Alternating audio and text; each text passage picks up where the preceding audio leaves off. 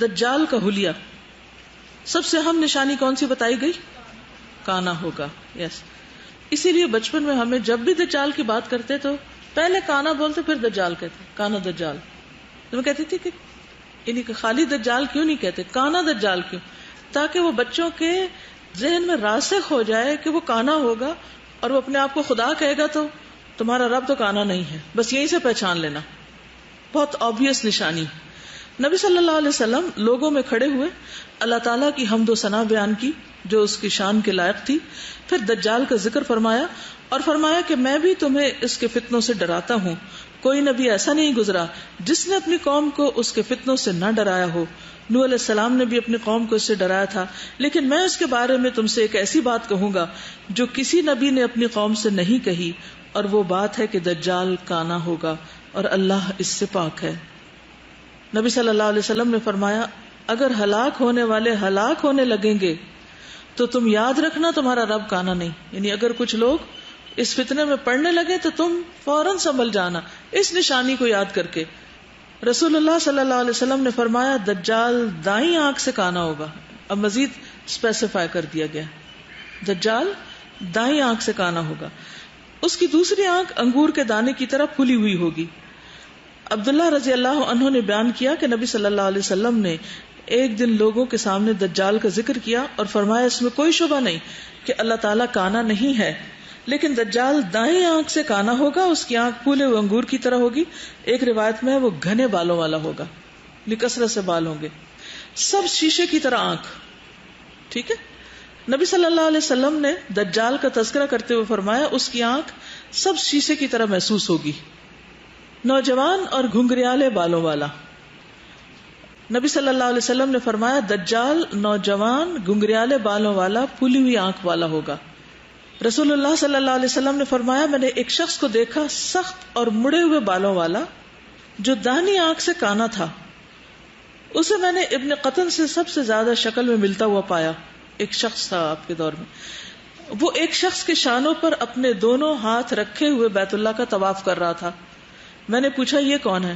فرشتوں نے بتایا کہ یہ دجال ہے. یعنی آپ کو اس کی شکل دکھائی گئی کہ اس شکل کا ہوگا. پست قد, یعنی وہ آپ کو دکھایا جا رہا ہے, آ نہیں چکا کہ وہ مکہ مدینہ میں داخل نہیں ہوگا تو آپ کہیں کہ اچھا وہ تو آپ کیسے کر رہا تھا. پست قد. رسول اللہ صلی اللہ علیہ وسلم نے فرمایا, بے شک میں نے تمہیں دجال کے بارے میں بہت کچھ بتایا ہے, لیکن مجھے اندیشہ ہے کہ کہیں تم نے اسے نہ سمجھاؤ. یاد رکھو, مسیح دجال پست قد, باہر کو نکلی ٹیڑھی پنڈلیوں والا, بہت گھنگریالے بالوں والا, ایک آنکھ سے کانا ہوگا جو کہ مٹی ہوئی ہوگی. اب یہاں پر آپ دیکھیے, پھر مٹی ہوئی یعنی باہر ابری ہوئی نہیں, نہ تو ابری ہوئی نہ بالکل اندر گھسی ہوئی. پھر بھی تمہیں اگر اس کو پہچاننے میں شک ہو جائے تو یاد رکھو تمہارا رب کانا نہیں. سفید رنگ اور سانپ کی طرح سر. نبی صلی اللہ علیہ وسلم نے فرمایا دجال کے متعلق کہ وہ کانا ہوگا, سفید چمکتا ہوا رنگ ہوگا, اس کا سر سانپ کی طرح محسوس ہوگا, جیسے ناگ ہوتے ہیں نا, مثلا چپٹا ہی ہوگا. پھر اس کو مسیح الدجال کیوں کہتے ہیں؟ مسیح کا جو لفظ ہے یہ سیاحت سے ہے. سیاحت ہوتا ہے گھومنا پھرنا. تو دجال چکے ہر بستی میں گھومے پھرے گا. اور اب آپ کہیں گے کہ عیسیٰ علیہ السلام کا لقب کیوں مسیح تھا؟ مسیح علیہ السلام نے صرف ایک جگہ بیٹھ کے تبلیغ نہیں کی, بلکہ وہ مختلف لوگوں کے پاس جا کے تبلیغ کرتے تھے, گھومتے پھرتے تھے. کیونکہ یہاں جو میرے پاس صحیح بخاری کی روایت ہے, اس میں ہے رأیت رجلا وراءه جعدا قططا اعور العین الیمنى. تو یمنہ کا معنی دایاں ہوتا ہے. دجال یہودی ہوگا. ابو سعید خدری رضی اللہ عنہ سے روایت ہے کہ ابن سعید نے مجھ سے بات کہی جس سے مجھے شرم آئی. کہنے لگا کہ دوسرے لوگوں کو تو میں نے معذور جانا, مگر اصحاب محمد تمہیں میرے بارے میں کیا ہو گیا؟ کیا اللہ کے نبی صلی اللہ علیہ وسلم نے یہ نہیں فرمایا کہ دجال یہودی ہوگا حالانکہ میں اسلام لا چکا ہوں, اور اس کی اولاد نہ ہوگی حالانکہ میری تو اولاد بھی ہے؟ یعنی ایک شخص پر شک جو گزرا تھا کہ وہ دجال ہے, تو اس نے اپنے دفاع میں کہا, اور آپ نے فرمایا کہ اللہ نے اس پر مکہ کو حرام کر دیا ہے اور میں یقیناً حج کر چکا ہوں. یعنی ابن سعید. اور وہ مسلسل ایسی باتیں کرتا رہا, قریب تھا کہ میں اس کی باتوں میں آ جاتا. اس نے کہا, اللہ کی قسم میں جانتا ہوں کہ وہ اس وقت کہاں ہے, اور میں اس کے باپ اور ماں کو بھی جانتا ہوں. اس سے کہا گیا, کیا تمہیں یہ بات پسند ہے کہ تم ہی وہ آدمی ہو؟ اس نے کہا, اگر یہ بات مجھ پر پیش کی گئی تو میں اسے ناپسند نہ کروں گا. دجال کی کوئی اولاد نہ ہوگی. ابو سعید خدری رضی اللہ عنہ سے روایت ہے کہ میں مکہ میں ابن سعید کے ساتھ رہا تو اس نے مجھ سے کہا کہ میں جن لوگوں سے ملا ہوں وہ گمان کرتے ہیں کہ میں دجال ہوں. کیا تم نے رسول اللہ صلی اللہ علیہ وسلم کو فرماتے نہیں سنا کہ دجال کی کوئی اولاد نہ ہوگی؟ میں نے کہا کیوں نہیں؟ اس نے کہا حالانکہ میری تو اولاد ہے. ٹھیک. پھر دونوں آنکھوں کے درمیان کافر لکھا ہوگا. کہیں کفر اور کفر اور کافر تو اصل آتا ہے کافارا ہوگا، روٹ ورڈ سے. رسول اللہ صلی اللہ علیہ وسلم نے فرمایا اس کی دونوں آنکھوں کے درمیان کافر لکھا ہوا ہے. ایک روایت میں ہے کہ اس کی دونوں آنکھوں کے درمیان کاف فا را لکھا ہوگا. ہر مومن اور جو بھی دجال کے عمل کو ناپسند کرے گا کافر لکھا ہوا پڑھ لے گا. یعنی ہر ایک کو نظر نہیں آئے گا، لیکن جو اس کے عمل کو ناپسند کرے گا اس کو نظر آ جائے گا. رسول اللہ صلی اللہ علیہ وسلم نے لوگوں کو دجال کے بارے میں خبردار کرتے ہوئے فرمایا اس کی دونوں آنکھوں کے درمیان کافر لکھا ہوا ہوگا جسے وہی پڑھ سکے گا جو اس کے عمل کو ناپسند کرتا ہوگا، یا ہر مومن اسے پڑھ سکے گا. اور آپ نے فرمایا تم میں سے کوئی بھی اپنے رب عز و جل کو مرنے تک ہرگز دیکھ نہ سکے گا، اور دجال تو نظر آ رہا ہوگا. ایک اور روایت میں آتا صحیح مسلم کی کہ اس کی دونوں آنکھوں کے درمیان کافر لکھا ہوگا جسے ہر پڑھا لکھا اور ان پڑھ مسلمان پڑھ لے گا. یعنی صاحب ایمان ہونا ضروری ہے. دجال کے خروج کا وقت اور مقام. دجال کے خروج سے کچھ سال پہلے کے حالات اب یہ مزید ان کو اسپیسیفائی کیا گیا ہے اور نشانیوں کو قریب کر کے بتایا گیا. انس بن مالک سے روایت ہے کہ رسول اللہ صلی اللہ علیہ وسلم نے فرمایا خروج دجال سے پہلے کچھ سال دھوکے والے ہوں گے جن میں سچے کو جھوٹا اور جھوٹے کو سچا قرار دیا جائے گا. یعنی عام فتنہ فساد کی طرف اشارہ ہے. امین کو خائن اور خائن کو امین سمجھا جائے گا. اور اس میں رویبضہ بڑھ چڑھ کر بولے گا. کسی نے پوچھا کہ رویبضہ سے کیا مراد ہے؟ آپ نے فرمایا فاسق آدمی امور عامہ میں دخل اندازی کرنے لگے گا. فاسق نافرمان شخص، یعنی الفویسق یتکلم فی امر العامہ، یعنی عام لوگوں کے معاملات میں جب غلط کار قسم کے لوگ خیال آرائیاں کرنے لگیں گے. پیچھے بھی ہم یہ پڑھ چکے ہیں حدیث. کون شخص جو خود اس کی کوئی حیثیت نہیں، نہ کوئی علم نہ عقل نہ سمجھ ہے، خود انتہائی غلط کام کرتا ہے، لیکن اس کے باوجود وہ دوسروں کے بارے میں، عوام کے بارے میں مختلف طرح کے تبصرے کر رہا ہوگا. آسمان اور زمین کا بارش اور نباتات روک لینا، یہ بھی ایک نشانی ہوگی. اسماء بنت یزید کہتی ہیں کہ نبی صلی اللہ علیہ وسلم کچھ صحابہ کے ساتھ میرے پاس تشریف لائے تو دجال کا ذکر کرتے ہوئے نبی صلی اللہ علیہ وسلم نے فرمایا اس کے خروج سے پہلے 3 سال ایسے ہوں گے کہ پہلے سال آسمان اپنی 1/3 بارش روک لے گا، پانی کی قلت ہوگی. کیا ہوگا؟ 3 سال پہلے جو پہلا سال ہوگا اس میں آسمان آدھا پانی روک لے گا، اور زمین اپنی 1/3 نباتات روک لے گی. یعنی 1/3 جو زمین پر اگتی ہے ویجیٹیشن وہ نہیں اگے گی. اس سے اگلے سال آسمان اپنی 2/3 2/3 بارش روک لے گا اور زمین اپنی 2/3 نباتات روک لے گی. ٹھیک ہے. اس سے اگلے سال یعنی تیسرے سال آسمان اپنی مکمل بارش روک لے گا اور زمین اپنی مکمل نباتات روک لے گی، یہاں تک کہ ہر داڑ اور کھر والا جانور ہلاک ہو جائے گا. داڑ اور کھر والا، کیونکہ وہ کیا کھاتے ہیں، تو ان کی ہلاکت عام ہو جائے گی. ٹھیک ہے. دجال کے خروج سے قریبی دنوں میں ایمان اور نفاق کے 2 خیمے. عبداللہ بن عمر کہتے ہیں کہ ہم لوگ رسول اللہ صلی اللہ علیہ وسلم کے پاس بیٹھے ہوئے تھے کہ آپ نے فتنوں کا ذکر کیا اور بہت کثرت سے ان کا تذکرہ کیا، یہاں تک کہ فتنہ احلاس کا ذکر کیا. تو ایک شخص کہنے لگا کہ یا رسول اللہ یہ فتنہ احلاس کیا ہے؟ فرمایا کہ بھاگم بھاگ اور غارت گری، افراتفری غارت گری. ٹھیک ہے. پھر وسعت اور فراخی کا فتنہ آئے گا جس کا ظہور میرے اہل بیت کے ایک شخص کے پاؤں تلے ہوگا. اس کا دعویٰ ہوگا کہ وہ مجھ سے، حالانکہ وہ مجھ سے نہیں ہوگا. بلا شبہ میرے ولی اور دوست تو وہی ہیں جو متقین ہیں، صرف نسل سے ہونے کا فائدہ نہیں. پھر لوگ ایک آدمی پر صلح کر لیں گے جیسے کہ سرین ایک پسلی کے اوپر، یعنی نہ معقول اور نہ اہل ہوگا. جس طرح سرین ایک پسلی پر نہیں ٹک سکتی، اسی طرح. پھر گھٹا ٹوپ اندھیرے کا فتنہ اٹھے گا. اس امت میں کوئی نہیں بچے گا مگر اس سے اس کا ایک تمانچہ پڑھ کر رہے گا. جب لوگ کہیں گے فتنہ ختم ہو گیا تو وہ اور بڑھے گا. اس میں آدمی صبح کرے گا تو مومن ہوگا، شام ہوگی تو کافر ہو جائے گا، یہاں تک کہ لوگ 2 خیموں میں تقسیم ہو جائیں گے، یعنی 2 حصوں میں. ایک ایمان کا خیمہ جس میں نفاق نہیں ہوگا، دوسرا نفاق کا خیمہ جس میں ایمان نہیں ہوگا. اگر تم اس وقت ہوئے تو اس دن یا اس سے اگلے دن دجال کا انتظار کرنا. لوگوں میں بغض اور عداوت کے وقت دجال کا ظہور ہوگا، آپس میں نفرتیں بہت بڑھ جائیں گی، عداوتیں بہت ہوں گی. حذیفہ کہتے ہیں کہ دجال تب خروج کرے گا جب لوگوں میں بغض ہوگا اور دین کو ہلکا خیال کریں گے. جب عداوت والوں کے درمیان مزید خرابی پیدا ہو جائے گی تو وہ ہر گھاٹ پر وارد ہوگا اور اس کے لیے زمین یوں لپیٹ دی جائے گی جیسے مینڈے کی کھال کو لپیٹا جاتا ہے، یعنی زمین اس کے لیے ایک بالکل چھوٹی سی چیز بن جائے گی جس میں وہ ہر طرف گھومتا پھرے گا. قسطنطنیہ کی فتح کے بعد دجال کا خروج. قسطنطنیہ کیا ہے؟ استنبول.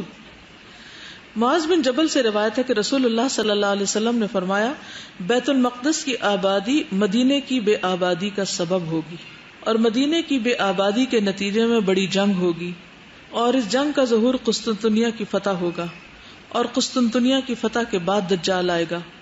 پھر آپ نے اپنی حدیث بیان کرنے والے یعنی معاذ کی ران یا کندھے پہ مارا اور فرمایا کہ بے شک ایسا ہونا اسی طرح سچ اور حق ہے جیسا کہ تمہارا یہاں ہونا یا یہاں بیٹھا ہونا برحق ہے، یعنی جیسے تم بیٹھے ہو اتنی ہی سچی یہ بات ہے جو میں تمہیں بتا رہا ہوں. اب قسطنطنیہ تو فتح ہوئے کافی عرصہ گزر گیا ہے، پھر اللہ عالم دوبارہ بھی ہو سکتا ہے، لیکن یہ ہے کہ آپ صلی اللہ علیہ وسلم کے بعد معلوم نہیں کتنا وقت ہے دنیا کے خاتمے کو، اور قسطنطنیہ کی فتح کے بارے میں اور بھی احادیث ہیں، اور یہاں پر یہ بتایا جا رہا ہے کہ اس سے پہلے نہیں آئے گا، بعد میں آئے گا. دجال کو کوئی غصہ دلائے گا تو وہ نکلے گا. صحیح مسلم کی روایت ہے رسول اللہ صلی اللہ علیہ وسلم نے فرمایا دجال غصے میں آئے گا اور اس غصے کے بعد خروج کرے گا. شام اور عراق کے درمیان سے خروج. فرمایا بے شک اس کا خروج شام اور عراق کے درمیان سے ہوگا. اب آپ دیکھیے کہ تیسری روایت آ گئی ہے، ایک سمندر کی آئی ہے، پھر خراسان کی آئی ہے، پھر شام، اور اس میں تو اس سے پتہ یہ چلتا ہے کہ ایک جگہ سے ٹیک آف کرے گا، پھر دوسری جگہ سے ٹیک آف، پھر تیسری، کیونکہ اس نے تو ساری جگہ پر گھومنا ہے. پھر خراسان سے خروج دوسری حدیث میں آتا ہے، پہلی صحیح مسلم کی ہے، دوسری سنن ترمذی کی ہے. فرمایا دجال مشرق کی ایک زمین سے نکلے گا جسے خراسان کہا جاتا ہے. اس کے ساتھ ایسے لوگ ہوں گے جن کے چہرے ڈھالوں کی طرح چپٹے ہوں گے. اس کے ساتھ ایسے لوگ ہوں گے جن کے چہرے چپٹے ہوں گے، چوڑے چوڑے منہ والے ہوں گے، اور ناک نقشہ ذرا دبا ہوا ہوگا. دجال کے 40 دن صحابہ کرام کہتے ہیں ہم نے عرض کیا اللہ کے رسول صلی اللہ علیہ وسلم وہ زمین میں کتنا عرصہ رہے گا؟ آپ نے فرمایا 40 دن، اور ایک دن سال کے برابر، ایک دن مہینہ کے برابر، ایک دن ہفتے کے برابر ہوگا، اور باقی ایام تمہارے عام دنوں کے برابر. ہم نے عرض کیا اللہ کے رسول صلی اللہ علیہ وسلم وہ دن جو سال کے برابر ہوگا، یعنی لمبا ہو جائے گا، اس میں ہمارے لیے ایک دن کی نمازیں پڑھنا کافی ہوگا؟ آپ نے فرمایا نہیں، بلکہ تم سال کی نمازوں کا اندازہ کر لینا، یعنی وقت کا اندازہ کر کر کے پڑھتے جانا. دجال کے پیروکار. نبی صلی اللہ علیہ وسلم نے فرمایا دجال آئے گا اور مدینہ کے ایک کنارے قیام کرے گا، پھر 3 مرتبہ مدینہ کانپے گا. ٹھیک، مدینہ کے باہر جب آ کے رکے گا تو زلزلے آئیں گے.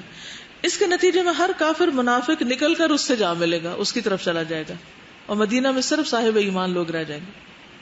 دجال کی طرف جانے والی زیادہ تر عورتیں ہوں گی. رسول اللہ صلی اللہ علیہ وسلم نے فرمایا جب دجال کا ظہور ہوگا تو مدینہ بہترین سرزمین ثابت ہوگی، اس کی طرف آنے والے ہر راستے پر فرشتہ ہوگا، اس لیے دجال اس میں داخل نہ ہو سکے گا. جب یہ معاملہ ہوگا تو مدینہ 3 دفعہ اپنے باشندوں کو جھٹکا دے گا، ہر منافق مرد اور عورت دجال کی طرف نکل جائے گا، زیادہ تر جانے والی عورتیں ہوں گی. یہ یوم التخلیص ہوگا، یعنی خلاصی کا دن. اس دن مدینہ اپنے اندر پائی جانے والی خباثت اس طرح نکال دے گا جیسے دھونکنی لوہے کی میل کچیل کو صاف کر دیتی، اور صرف واقعی خالص مومن مخلص لوگ مدینہ میں رہ جائیں گے. قرآن پڑھنے والے بے عمل لوگوں کا دجال سے جا ملنا، یعنی جو قرآن پڑھیں گے مگر عمل نہیں کریں گے. رسول اللہ صلی اللہ علیہ وسلم نے فرمایا ایسے لوگ بھی پیدا ہوں گے جو قرآن مجید تو پڑھیں گے لیکن وہ ان کی ہنسلی کی ہڈی یعنی حلق سے نیچے نہیں اترے گا، وہ اس سے متاثر نہیں ہوں گے. جب ان کی ایک لہر اٹھے گی تو اسے روک دیا جائے گا. یہ سلسلہ جاری رہے گا حتیٰ کہ ان لوگوں کے بڑے لشکروں میں دجال ظاہر ہوگا. تو یہ منافقت کی علامت ہے نا کہ انسان کا علم کچھ کہے اور عمل کچھ اور کرے. شریر لوگوں کا اس کے ساتھ شامل ہونا. نبی صلی اللہ علیہ وسلم نے فرمایا مدینہ منورہ میں جو لوگ برے ہوں گے وہ نکل کر اس کے پاس چلے جائیں گے. پھر وہ شام روانہ ہو جائے گا اور فلسطین کے ایک شہر میں باب لد کے قریب پہنچے گا. رسول اللہ صلی اللہ علیہ وسلم نے فرمایا اصفہان کے 70,000 یہودی دجال کے پیروکار ہو جائیں گے جن پر سبز رنگ کی چادریں ہوں گی. ایک اور جگہ پر فرمایا سلسلہ صحیح کی حدیث ہے دجال کے ساتھ 70,000 یہودی ہوں گے جن میں سے ہر ایک نے گول چادر اور زیورات سے مزین تلوار پہن رکھی ہوگی. وہ اس جگہ پر اپنا خیمہ لگائے گا جہاں اب بارش کا پانی اکٹھا ہوتا ہے یعنی مدینہ کے باہر. مکہ مدینہ کے سوا پوری دنیا میں فتنہ ہوگا. نبی صلی اللہ علیہ وسلم نے فرمایا کوئی شہر ایسا نہ ملے گا جسے دجال پامال نہ کرے سوائے مکہ اور مدینہ کے. رسول اللہ صلی اللہ علیہ وسلم نے فرمایا تمہارے بعد ایک گمراہ کن عذاب آئے گا. یعنی دجال کا سب سے بڑا فتنہ کیا ہے اور مشکل کیا ہے؟ وہ کیا کرے گا؟ گمراہ کرے گا لوگوں کو. اس کے سر کے پچھلے حصے میں شکنیں بنی ہوگی. کبھی آپ نے دیکھا کہ کچھ لوگوں کے جیسے سر کے بال اگر اتار دیے جائے نا تو پچھلے حصے کا گوشت جب اکٹھا ہو جاتا ہے نا تو وہ ایسے لائنیں جیسے ماتھے پہ نہیں شکنیں ہوتی اسی طرح پچھلے حصے پہ بھی شکنیں ہوتی. تو دجال کے پچھلے حصے پہ شکنیں ہوں گی اور وہ دعویٰ کرے گا کہ میں تمہارا رب ہوں. پھر سب سے بڑا جھوٹا نبی صلی اللہ علیہ وسلم نے فرمایا دجال کانا ہوگا وہ سب جھوٹوں سے بڑا جھوٹا ہوگا. ایک اور روایت میں آتا ہے اللہ تعالیٰ اس کے ساتھ شیاطین بھیجیں گے جو لوگوں سے کلام کریں گے. پھر پانی اور آگ کا فتنہ اس کے ساتھ ہوگا جو 2 نہریں ہوں گی نا. فرمایا اس کے ساتھ جنت اور آگ ہوگی لیکن اس کی جنت آگ ہے اور اس کی آگ جنت ہے. روٹی کا پہاڑ اور پانی کی نہر. مغیرہ بن شعبہ کہتے ہیں کہ دجال کے بارے میں نبی صلی اللہ علیہ وسلم سے جتنا کچھ بھی میں نے پوچھا کسی نے نہیں پوچھا. یعنی سب سے زیادہ میں سوال کرتا تھا. آپ نے مجھ سے فرمایا کہ اس سے تمہیں کیا نقصان پہنچے گا. میں نے عرض کیا لوگ کہتے ہیں اس کے ساتھ روٹی کا پہاڑ اور پانی کی نہر ہوگی. آپ نے فرمایا وہ اللہ پر اس سے بھی زیادہ آسان ہے وہ کچھ بھی دے دے. اس سے بھی پتہ چلتا ہے کہ نبی صلی اللہ علیہ وسلم اس طرح کے بہت سے سوالوں کو انکریج نہیں کرتے تھے, پسند نہیں کرتے تھے. اب دیکھیے کہ حضرت عائشہ رو رہی ہیں, حضرت ام سلمہ فکر کر رہی ہیں, وہ تو ان کی اپنی جگہ, لیکن نبی صلی اللہ علیہ وسلم کا طریقہ کیا تھا اس موقع پر, آپ نے ان کو کیا کہا اور یہاں ان کے سوالوں پر آپ نے کیا کہا, اور پھر اس کی روشنی میں ہمارے لیے کیا طرز عمل ہے. جیسے مدینہ کے باہر جب آ کے بیٹھے گا, خیمہ لگائے گا اور اس کے ساتھ اور لوگ بھی ہوں گے اور شیاطین بھی ہوں گے, تو اس کے پاس کون جائے گا؟ منافق جائیں گے. ٹھیک ہے نا. مومن کیا کریں گے؟ چھپنے لگیں گے. بات یہ کہ کسی بھی فتنے میں پڑنے سے بچنا چاہیے, انسان کو احتیاط برتنی چاہیے. کوئی بھی اس کو دیکھنے کا یا اس سے ملاقات کا شوق نہ رکھے, بلکہ اس سے بچنے کی فکر کرے. سخت مشکل دن ہوں گے وہ جب دجال آئے گا.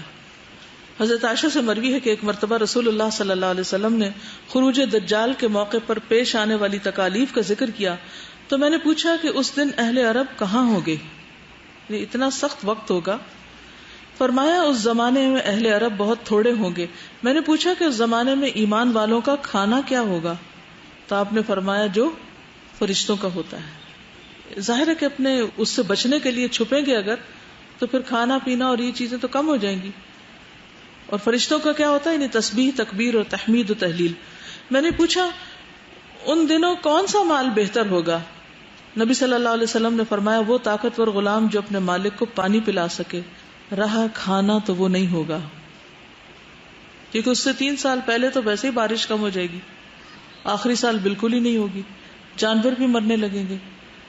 اس کے پاس بہت کچھ ہوگا لیکن کون اس کی طرف بھاگے گا؟ جو کافر اور منافق ہوں گے. جو سچے مومن ہوں گے وہ اس سے چھپنے کی فکر کریں گے, اور وہاں تو کھانا پانی کا بھی کال پڑ جائے گا. اپنے ماننے والوں کو خوب نوازنا, یعنی دجال ان کو خوب نوازے گا, اور نہ ماننے والوں سے چھین لینا. صحابہ کہتے ہیں کہ ہم نے عرض کیا زمین میں اس کے فساد پھیلانے کی رفتار کیا ہوگی, یعنی کتنی تیزی سے فساد پھیلائے گا وہ. آپ نے فرمایا بارش کی طرح جس کے پیچھے ہوا آتی. کبھی آپ نے دیکھا ایک تو بارش برستی اور ایک ہوتی جب ہوا آتی ہے تو کھڑکیاں وڑکیوں سے سب اندر داخل ہو جاتی, اندر بھی گیلا ہو جاتا ہے.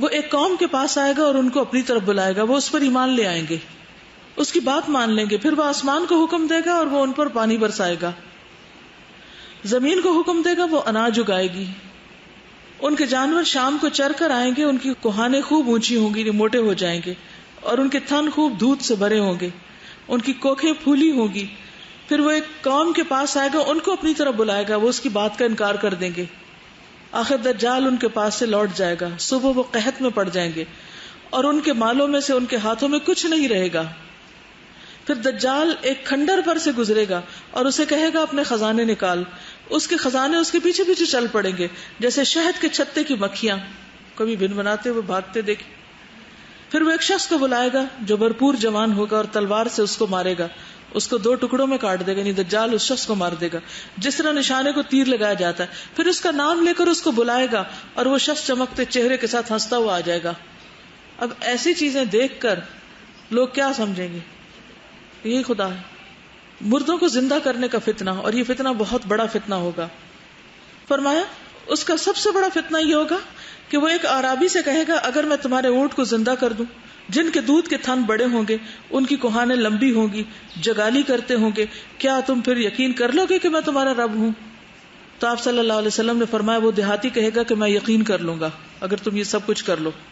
آپ نے فرمایا شیاطین اس کے اونٹوں کی شکل اختیار کر لیں گے، وہ اس کی پیروی کر لے گا، یعنی اس کو رب مان لے گا۔ کون؟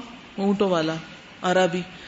پھر کسی اور آدمی سے کہے گا مجھے بتاؤ اگر میں تمہارے لیے تمہارے باپ، تمہارے بھائی اور تمہاری ماں کو زندہ کر دوں جو قبر میں مرے ہوئے پڑے تو تم مان لو گے کہ میں تمہارا رب ہوں؟ وہ کہے گا ہاں۔ شیطان ان کی صورتوں کو اختیار کر لیں گے اور وہ شخص اس کی یعنی دجال کی پیروی کر لے گا، یعنی شیطان اس کے ان رشتہ داروں کی شکل میں اس کے سامنے آ جائیں گے، یعنی ایک طرح سے دھوکہ بہت عام ہوگا نا۔ اور دجال جو ہے وہ جو کچھ کرے گا وہ حقیقی معنوں میں نہیں ہوگا، لیکن انسان دھوکہ کھا جائے گا۔ دیکھیے ہم سب کا جو ایمان کا امتحان ہوتا ہے نا، اس میں ہم بھی مختلف چیزوں سے بعض اوقات دھوکہ کھا جاتے ہیں، جو بھی کوئی بات بتائے اس کے پیچھے لگ جاتے ہیں، ہاں یہ ٹھیک ہوگی، یہ ایسے ہوگی، حالانکہ ہمارا معیار کیا ہونا چاہیے، کرائیٹیریا کیا ہونا چاہیے؟ جو کوئی کچھ کہے وہ سن کے سنی سنائی پہ چل پڑے، خود بھی تحقیق کریں۔ اور معیار کیا ہے؟ قرآن و سنت، جو اس میں ہے لے لو، جو نہیں ہے چھوڑ دو۔ مشکل کیا ہے؟ کیا اس کے علاوہ کسی اور چیز کو ماننے کے لیے ہمیں مکلف قرار دیا گیا ہے؟ نہیں، سیدھا صاف واضح کرائیٹیریا۔ دجال کا فتنہ ایسا ہے کہ جس کی وجہ سے ایمان کی جتنی بھی قسمیں ہیں نا ان سب کا ایک طرح سے امتحان ہو جائے گا۔ مردوں کو زندہ کر کے وہ کہے گا کہ میں رب ہوں، اور پھر اسی طرح بادلوں کو، یعنی جو فرشتوں کا کام ہے ان کو ادھر ادھر موڑ لے گا اپنی مرضی کے مطابق، ہاں نبوت کا دعویٰ کرے گا۔ یس، اب دیکھیے کہ عام طور پر ہم دین کو کس وقت چھوڑتے ہیں؟ جب ہم کسی تکلیف میں ہوتے ہیں یا تنگی میں ہوتے ہیں تو ہم کہتے ہیں یہ نہیں ہم سے ہوتا۔ نماز کب چھٹتی ہے؟ یہ نماز کب صحیح طرح نہیں پڑھ پاتے؟ جب سخت گرمی لگی ہو، سخت بھوک لگی ہو، بجلی چلی جائے، مچھر کاٹے، رات نیند نہ آئی ہو، پھر فجر کیسے پڑھی جاتی ہے؟ ایسے موقعوں پر اپنا حساب لیا کیجیے۔ وہ موقع ہوتے ہیں اپنے آپ کو جانچنے کے کہ جب 3 سال بارش اور نباتات نہ ہو اور کھانے کو نہ ہو اور دوسری طرف اتنی بڑی بڑی آفرز ہوں، تو اس وقت ہم کس طرح اپنے آپ کو حق پر، ایمان پر پھر جمائے رکھیں گے کہ نہیں اسی پر ہی رہنا ہے، کیونکہ اس میں نجات ہے اور باقی یہ سب دھوکہ ہے۔ امتحان تو اب بھی ہو رہا ہے، ہر روز ہوتا ہے، لیکن کچھ امتحان دوسروں کے مقابلے میں بڑے ہیں اور سخت ہیں۔ ہر روز اپنے احتساب کی ضرورت ہے۔ آج کے لیے اتنا ہی کافی ہے۔ سبحانک اللہم و بحمدک، نشہد ان لا الہ الا انت، نستغفرک و نتوب الیک۔ السلام علیکم و رحمۃ اللہ وبرکاتہ۔